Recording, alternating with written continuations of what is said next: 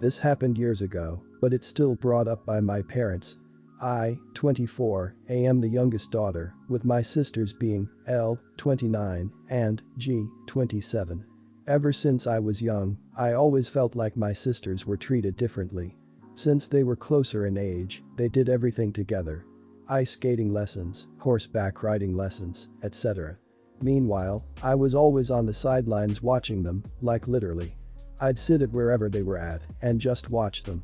My parents claimed I was too young to do those things, but I quickly learned that they probably just didn't want to have to drive me somewhere else or didn't want to spend the money to enroll me either. I also became in charge of taking care of my sisters, being that I had to make sure that everything for their lessons were packed or they ate and packed their lunch, even though I'm way younger than them. Hell, I even got yelled at by my mom once because I didn't make sure they packed lunch when I was 15 and they were 18 and 20 years old. I was also treated like I was a lot older than my sisters or the same age as them. Anyway, I also realized when I was in high school that my parents just liked the excitement of having their children at a new stage in life. Since my sisters are only 1 year and 10 months apart, they graduated high school and started college within a year of each other. Meanwhile, I started high school when they both graduated. So it wasn't exciting to my parents when I was in high school or graduated high school. Which brings us to where I might have been an idiot. The day of my high school graduation, my mom kept complaining about having to attend because she already experienced it twice before, so the day had already started off bad. After we came back home from the ceremony, my dad gave me a gift, which was a small Tiffany & Company bracelet. I was happy because I loved Tiffany & Company and it was pretty. My mom started getting all mad because she told my dad that they agreed to buy me a pen from there, which was cheaper than the bracelet because my sister Elle's 22nd birthday was going to be in a couple of weeks. That's when I got mad and I started yelling about how Elle got a brand new Porsche for her high school graduation and G got a $5,000 purse for her graduation, but a $500 bracelet was too expensive for me. My mom called me an ungrateful brat and took the bracelet away from me. A couple weeks ago, I was talking about this story with my boyfriend's family about why I don't talk or visit my family as much because my parents have done this a lot and even worse sometimes. His mom mentioned that, well, my parents were in the wrong, it's still rude to complain about any gift, no matter how small it is in comparison. I definitely see her point, but am I the idiot? Not the idiot, because you were responding to your mom's nasty commentary in front of you and pointing out how shitty and unfair she's been. Had you said that out of the blue, you'd have been an idiot. It makes me wonder how your dad felt. Sounds like he wanted to get you something special for once, but your mom calls the shots. Your boyfriend's mother must have the earth in her ears. It sounds like you weren't complaining about the gift. But how your sisters got expensive gifts without complaint. It's good that you went no contact with your family. Your mother is the worst and her enablers are no better. I have a feeling that if you had kids first or did something her precious older daughters couldn't do, she would change her tune. Keep that group of people away from you and your family until they apologize. It's clear that your parents are showing obvious favoritism. If they can afford to buy one child a Porsche, they sure as hell should be financially stable enough to gift their third daughter with something at least equal to that, or even the purse. The fact that your mother in particular was not fond of the idea of you receiving something far less financially burdensome shows a lot of how they feel about you. It's only natural you'd lash out at one point. I know especially that you are not the idiot, as you were initially grateful for the gift. It wasn't until what your mother said what she said about it that you got upset. So it's not necessarily that you were complaining about the gift, it's about the lack of respect behind it compared to your other sisters. Ever since I was a kid, I was never allowed to keep any of my gift money. Cash, prepaid gift cards, none of it, all of it was used to regift other people. I got to keep the thoughtful and physical gifts, of course. My parents aren't that demonic, lol. Even my tooth fairy money miraculously disappeared. And then whenever they would gift me cash, they would miraculously not have any on them and ask me for money and then not pay me back. My family is pretty well off, and so we really don't need to do it, and I understand being frugal, but it gets kind of excessive when you got around $900 in total from your grad party and all of it is instantly taken from you.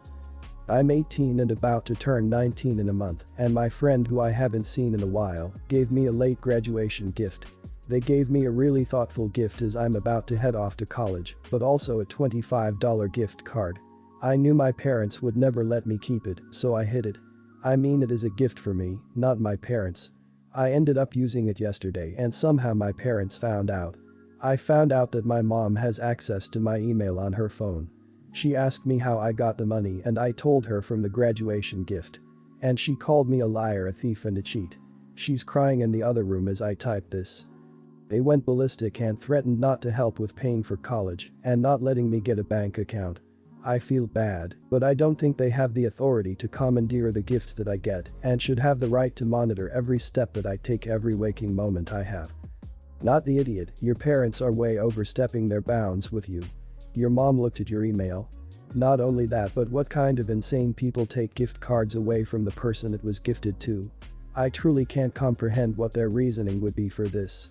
Run away. Also, you're 18, you can get a bank account on your own, and I'd probably just want to distance myself from them almost entirely for being so ridiculously controlling. Not the idiot. What the hell is wrong with your parents?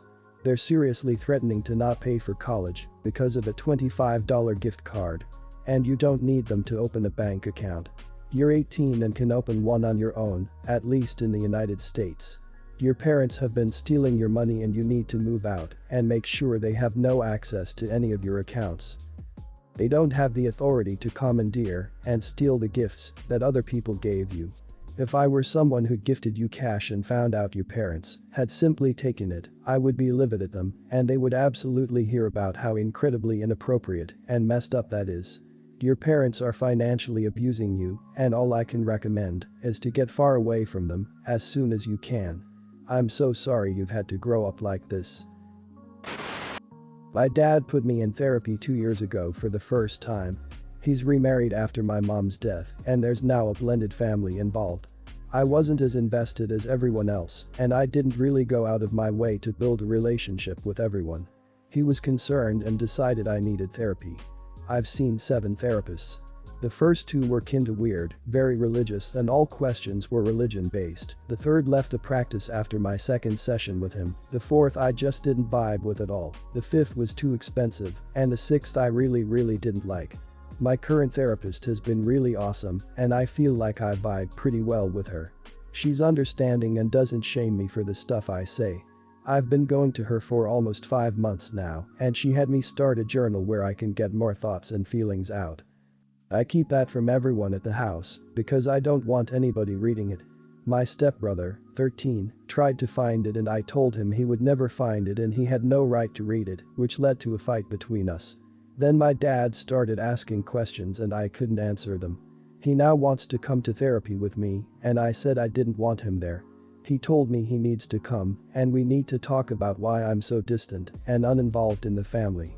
The truth is I wish they weren't part of my family. It's not even about them. It's just they're not my mom or my baby sister. My mom was pregnant when she died. My sister would have been my first sibling.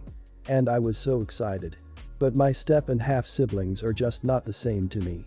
And I keep wishing I could give them up to have my mom and sister back. My dad doesn't know any of this and he wouldn't be happy if he did. He comes from a blended family and believes family is more than blood and a blended family isn't less than and should be seen as just as good. For me I can't say it feels that way though. For me I don't know that I will ever think of them as the family I want, even if there's nothing wrong with any of them. My dad told me if I don't let him come to therapy he can never figure out what I need. And things can never get better. But I have heard him react to people treating blended family different. I know he will be even more pissed by my feelings than he is by my silence. Am I the idiot? No idiots here. Here's the deal. Your therapist has your best interests in mind. She will support your decision. It may not be a bad idea to once in a while have a session with other members of the family to have some honest, safe discussion. The issue I see is that dad thinks you're the problem. What many parents need to realize is that almost every family problem is because of the family. Maybe your therapist can help him realize this. It's almost never just the kid being a hermit that is the problem. He will take that well or not. You can plan the future based on how well he listens to you and the therapist in your first session with him and maybe others. Your father doesn't want to figure out what you need. He wants to figure out what you need to become invested in your blended family. Which is not the same thing. Your feelings are valid and you can't force yourself to feel something that you don't, and that is not the point of therapy. Maybe that will change with time and therapy, but maybe it won't, and that's okay too. Your father needs to understand that his new wife, stepkids, and your new half-siblings are his choice and not yours. Not the idiot. Therapy sessions should be private unless you actively want your dad there. You have been seeing this therapist for less than 6 months. Even if you have been going to different therapists for 2 years, you need time to build up this relationship. Processing things through therapy can take some time, and you deserve to take that time. Your dad is pushing for something you are not ready for. You saying no is a very good thing. You are allowed to have boundaries, and this is a very good one. I, 26, and husband, 27, have multiple kids together. Our oldest is a daughter, and then the second was a boy. My daughter is 8, son is 4, not in school until next year at 5. I like to let the kids pick up their own clothes from whatever gender side when I go shopping, and then I decide if it's too expensive or there's a problem. Almost never is. My daughter usually prefers the clothes from the girls section, and my son usually prefers boy clothes. However, my son sees some of the clothes from the other side, and he definitely likes the different colors. He picked out a couple pairs of pajamas that were in the girls section. One was purple with koala bears, one was pink with lemons, and the other a pastel blue with miscellaneous animals. Not that I would care, but that was all that was on them. No truffles, trims, lace, bows, etc. Just plain color and animal or fruit. I said okay, couldn't see any fuss in it. We got home, showed my husband, he said he couldn't even tell, and they were pajamas anyways, so who cares? He cares a little bit more than I do but approved. We had no issues and my son loved them. Then my mother-in-law came over to drop something off and saw my son. She asked my husband why our son was wearing pink. He explained and she told him that I was making my son feminine. She insisted that he doesn't know any better and it's inappropriate. She has continued to bring it up to my husband and thinks that it is borderline child abuse. Now my husband thinks I shouldn't let him choose from both sections anymore, and I said that's silly because he's just a 4-year-old boy who likes all colors. We had a fight and he made me feel like I may be the idiot because my son could get bullied and that'd be my fault. I would try to get my son to dress like that. I just want him to decide. Am I the idiot? Not the idiot. They're clothes. Clothes can't make a person feminine or masculine. Look it, maybe, depends on how they wear it, but not be it. Let kids be kids. Let kids be camp if they wanna. Or not. Let little boys pick the pajamas with the nicer patterns. Let children tell you who they are and believe them when they do and fight like crazy to protect them from anyone who would interfere in that. They are pajamas that no other kid should see, so why would they ever bully him? Also, if he already approved them, what is his problem again? So, if he keeps insisting it is an issue, the solution is simple. He gets to take the kids shopping for clothes the next time. After 1 or 2 sessions of little kid clothes shopping, not nearly as much fun when the little kids are with you. I am certain he will hand the task back to you and learn to be grateful that you are going through that effort.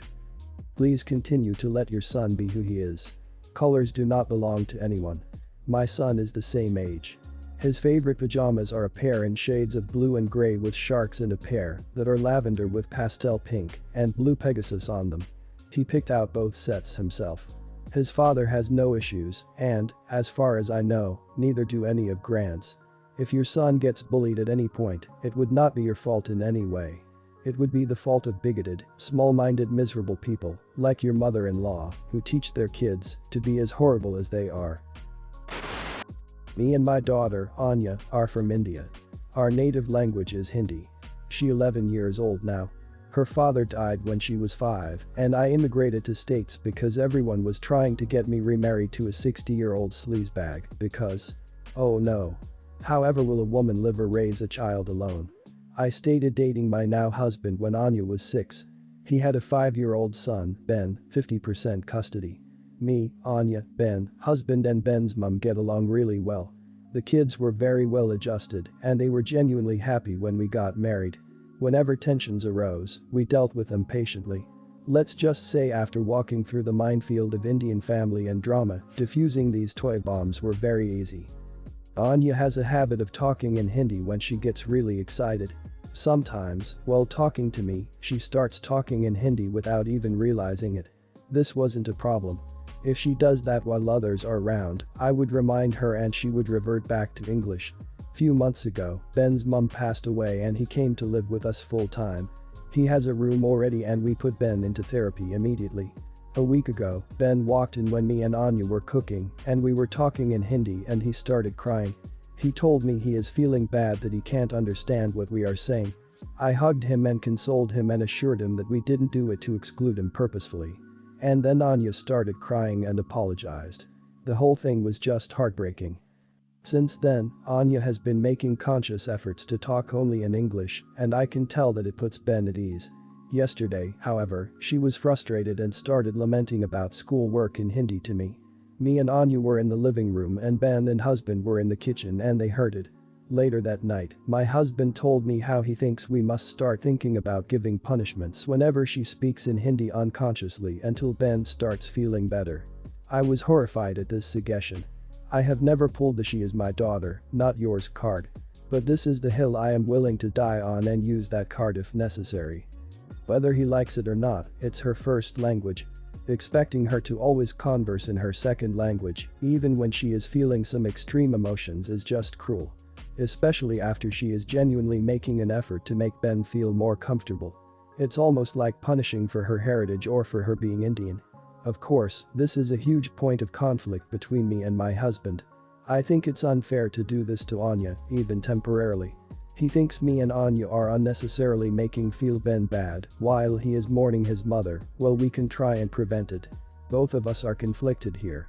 Who is the idiot here? Your husband is the idiot. Punishing somebody for unintentionally speaking their native language is absolutely abuse and will mess up your daughter. A gentle reminder is all that is needed. If your husband presses this, please leave. Your daughter deserves better than to be abused for speaking her native language. If Ben is feeling so left out, he should be made to learn Hindi. Not the idiot. I'm so sorry that he thinks you and Anya are doing this deliberately to make Ben upset. That's totally deranged and wrong. I think it's totally reasonable for you and Anya to talk in Hindi in another room of the house when you're together. You're both making an effort to speak in English when Ben and your husband are around, but ultimately you also need to have opportunities to feel connected to your roots and culture too. It could also be a fun bonding experience to help Ben learn Hindi. Your daughter sounds like she's being respectful and beyond for Ben, which is incredibly sweet.